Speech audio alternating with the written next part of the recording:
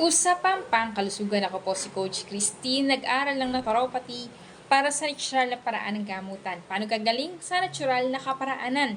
Kung ikaw ay marami ng iniinom ng mga maintenance sa gamot, pero hindi ka naman gumagaling, delikado ang kidney mo, lalo na kung sumasakit ng iyong tagiliran, pwede pong tumaas ang creatinine at subject for dialysis. Kaya sa panahon natin ngayon, 5 years old, 10 years old, 15 years old, yung mga nagda-dialysis ngayon, di ba? Pabata ng pabata ang mga nagda-dialysis dahil nga napabayaan yung kidney, di ba?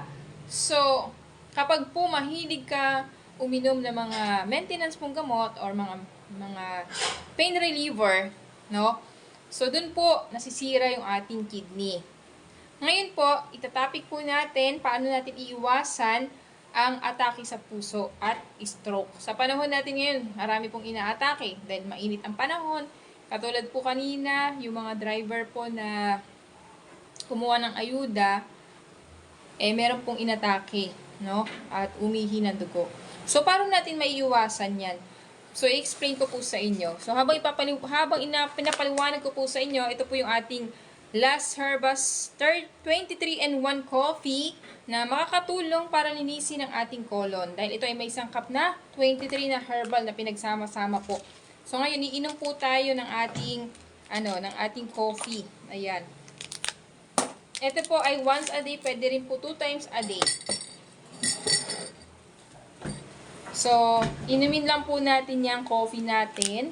Nakakatulong po siya kasi ang colon natin ang pinakamaruming parte ng ating katawan. Lalo na kung hindi ka araw-araw nagpupupo, delikado po yun. Dumadami yung mga toxin sa katawan natin, dumadami yung mga bakterya na nagiging sanhi ng sakit o iba't ibang uri ng karamdaman. So, itong coffee natin, makakatulong po para linisin ang ating colon. So, nagko-coffee ka na, nagiging healthy ka pa. Ayan, napakasarap po ng ating coffee.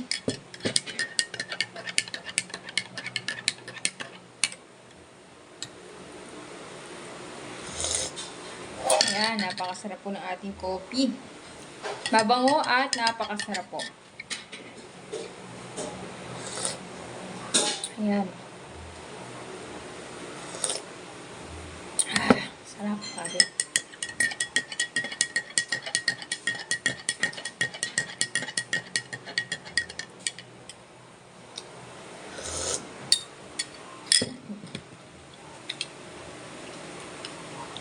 Ito po yung ating coffee.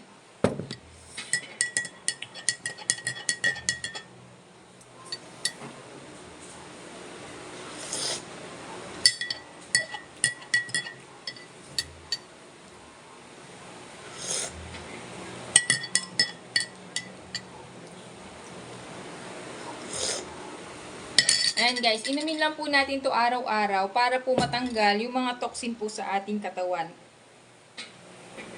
So, papaliwanag ko po sa inyo bakit po ba nagkakaroon ng atake sa puso. Kapag po ikaw ay mahilig uminom ng mga maintenance na gamot, so ang pinagkaiba po kasi ng pharmaceutical, ang pharma po, ibig sabihin nito is chemical-based medicine. So, kung mahilig kang uminom, yan po ay toxin. Okay? For example, ikaw ay maraming kinain na mga mamantikang pagkain. Ito po yung ugat mo. So, mahilig ka po sa mga mamantikang pagkain. Prito sa umaga, prito sa tanghali, prito sa gabi. Pati kanin, piniprito mo na rin, di ba? Yung sinangag. And then, mahilig ka sa mga preservative na pagkain, tosino, hotdog, longganisa. So, puro mga instant noodles, dilata, wala ng sustansya po yung mga kinakain mo. At yung mga napupunuan dito, yung mga cholesterol, napupunta po dito sa ating ugat. So, nawawala ng daanan. Pag dumaan yung dugo papunta sa puso, papunta sa brain, nahihirapan po siyang dumaan dahil mayroon ng barado. Ang nangyayari po dyan, pag pumunta ka po sa ospital, bibigyan ka po ng tinatawag na vasodilator kasi ikaw ay high blood. So, kapag high blood ka, ibig sabihin meron palang bara dun sa ugat mo. No? So, bibigyan ka ng tinatawag na vasodilator. Yung vasodilator, ito po yung opener ng ugat. Opener ng ugat. Bubuksan yung ugat mo, no? So, iinom ka sa umaga, bubuka, pagtulog mo sa gabi, liliit. Araw-araw kang iinom ng gamot mo na maintenance. Bubuka, liliit, bubuka, liliit, bubuka, liliit, bubuka, liliit. 5 years ka nang umiinom ng gamot, hindi ka naman gumagaling. Di ba? Bumubo ka, lumiliit lang. 10 years, 15 years, hindi ka naman gumagaling. Hanggang sa nagkakaroon ng side effect, lumalaki yung puso kasi nahihirapang mag-pump. Habang umiinom ka ng gamot mo, no, na pangbuka ng ugat, yung puso mo nahihirapang mag-pump. Kaya bibigyan ka na naman ng another gamot. 2 na ang iniinom mong gamot na nag-umpisa lang sa high blood pressure. Ngayon, dahil po sa gamot na ininom mo, ang next na nasisira yung ating pancreas. Kaya kadalasan po na may gamot sa high blood, nagkakaroon ng diabetes. Ito yung next na nagiging sakit niya. Kapag po siya ay umiinom ng gamot niya na maintenance sa kanyang high blood. Dahil nasisira yung ating pancreas. Pag nasira yung pancreas, hindi na kayang magbigay ng natural insulin. Pag hindi na kaya magbigay ng natural insulin, yung sugar na kinakain mo, nako-convert po yan. Instead na energy, nako-convert siya sa sugar. Tumataas ang iyong sugar. Kaya ganun po ang nagiging cause niya. No? So ngayon, kapag po diabetes, bibigyan ka na naman po ng sandamakmak na maintenance na gamot. Pero hindi naman po nire-repair yung pancreas mo. Ang pancreas mo hindi nasira dahil sa mga pinapasok mo na toxin sa katawan at mga maintenance na gamot. Pero kaya hindi niya na kayang gawin ang trabaho niya na magbigay ng natural insulin. Ngayon, kapag po ikaw ay diabetes, sabi po nila, pag babae, 2 kamay, 2 paa, napuputol. Tama? Pag pinutol yung left hand, next right hand naman. Pag pinutol yung left leg, next right leg naman. Pero kapag po lalaki, ilan po ang pinuputol? 5 daw po. Kayo na mag-isip ng isa. Diba?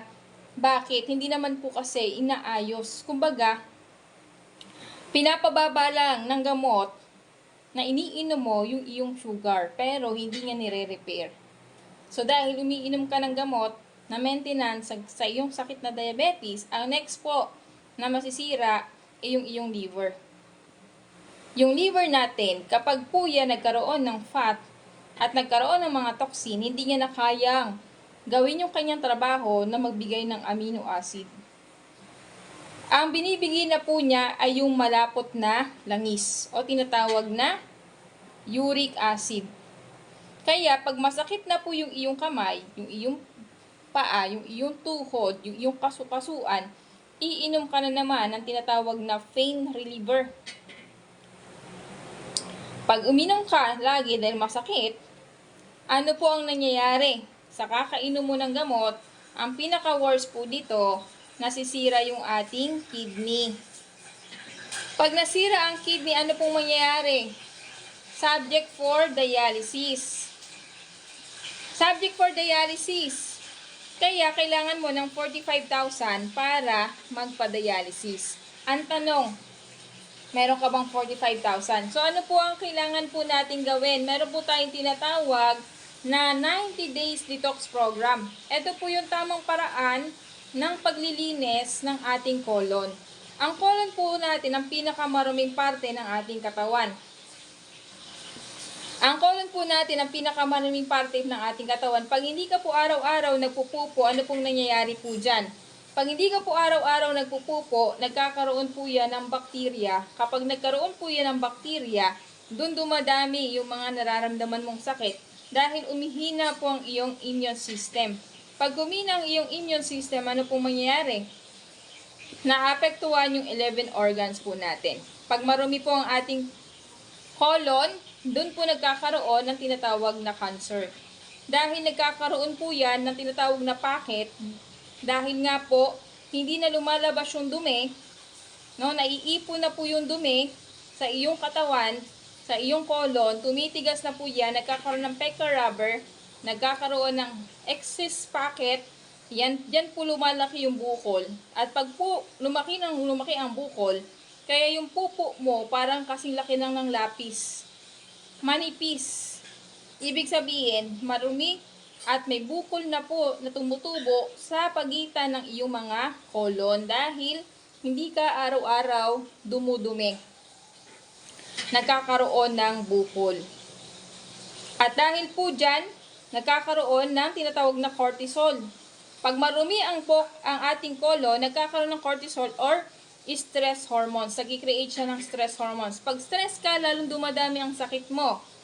Pero nag-umpisa lang sa maruming colon. Pag marumi ang colon, hindi po kayang gumalaw ang 11 organ natin na apektuhan dahil bumababa ang immune system. Anong kailangan po natin gawin? Ano pong kailangan nating matutunan? Linisin natin na ang ating colon. Kaya nga meron tayong colon detox. Diba? I-detox natin yung ating colon. Pag nalinis na ang colon, ano mangyayari? Kaya niya nang magbigay na tinatawag na serotonin. Pag sinabing serotonin, yan po yung happy hormones. Happy hormones. Pag masaya po kayo, nare-repair po ang mga cells natin. At pag malinis na ang colon, kaya na po niyang palakasin ng immune system. Pag malakas na ang immune system, nawawala, pinapatay ang good bacteria, pinapatay yung bad bacteria, at pinapalitan ng good bacteria. At yung ating 11 organs ay muling maninimbalik. Magre-repair po siya itself. Like yung ating pancreas na nasira dahil nagkaroon ka ng diabetes, pag na-repair si pancreas, kaya niya nang magbigay ng natural insulin. Pag na-repair si liver, kaya niya nang magbigay ng amino acid. Pag na-repair yung kidney natin, kaya niya na po na linisin yung ating dugo, kaya hindi mo na kailangan magpa-dialysis. So, kailangan lang pala natin na sumailalim sa 90 Days Detox Program para ma-absorb yung mga nutrisyon na kailangan ng ating katawan. Kaya nga meron tayong guidelines. Ano yung guidelines natin? Yung guidelines po natin, dyan nakasulat yung mga dapat at bawal kainin. Pag kayo nag-avail ng ating 90 Days Detox Program or 30 Days Detox, kapag hindi kaya po yung 90 days, pwede mag 30 Days Detox. Meron tayong free guidelines, doon nakapaloob yung mga bawal at dapat nating kainin. Lalo na kung ikaw ay may bukol na sa katawan. Kailangan mo nang iwasan ang 8 malalansang pagkain. At ito po yung ating coffee. Yung 23-in-1 coffee ay makakatulong po sa ating colon para mag-repair. Ayan, ito po yun. Iinumin lang natin araw-araw. At makakatulong din po yung ating Tibicos. Ito pong Tibicos, probiotic. Ito ay makakatulong para balitan yung good bacteria. Tatanggalin niya yung mga bad bacteria sa colon mo. At pag tinanggal niya yung bad bacteria, mag-create siya ng good bacteria, kaya magbibigay siya ng serotonin o tinatawag na happy hormones. Kaya ang gagawin po niya, lilinisin niya yung ating colon. Kaya kung hindi ka araw-araw nagpupupo, maganda uminom ka po nito para ma-cleansing ang iyong katawan dahil siya ay nagbibigay ng good bacteria, dahil siya ay probiotic, meron siyang prebiotic at enzymes. Pinagsama-samang gulay at prutas. Fermented po siya, kaya nagpapataas siya ng immune system. Meron po siyang sangkap na watermelon, meron siyang pineapple, meron siyang kain, turmeric, ginger, grapes, red beets, dragon fruits, and mango. Ito, pwede rin po siyang ipatak sa mata pag malabo ang mata. Yan po yung ating, konti na nga lang simutin natin. Ito po yung ating Tibicos Probiotic. Ayan, yung ating Tibicos Probiotic. Meron po tayong testimonial na meron siyang diabetes, bumaba po yung kanyang sugar, mataas ang BP, bumaba. May kidney stone, nawala yung kidney stone, natunaw. May bukol na sobrang laki, natunaw yung bukol after 5 months na uminom ng ating Tibicos. And then, nagda-dialysis, natulungan. Yung masakit na tagiliran, masakit na tiyan, natulungan ng ating Tibicos. Inumin lang natin 30 ml to 60 ml 3 times a day. Ayan po. Pero pag nagda-dialysis na, 1 tablespoon lang. Kasi pag dialysis, ibig sabihin marami na yung acid sa katawan. Ayan po. Ang dialysis, hindi po yan natutulungan sa ospital. Hindi po yan, nagda-dialysis ka para linisin lang ang dugo sa kidney. Pero hindi niya nire-repair ang kidney. Kaya forever ang dialysis. Pero pag sumailalim ka po sa ating program, kayang-kaya po ipatigil ang dialysis. At kung ikaw naman ay masakit na ang iyong tagiliran, delikado na po yan. Bago pa mapunta sa dialysis, mas maganda na mag-take ka na ng ating tibikos at iba pang combination ng supplement na kailangan ng katawan mo. So, meron tayong combination, tamang dosage, depende po sa nararamdaman nyo. Kaya sa mga gusto na sumailalim sa ating program, mag-comment lang kayo ng how.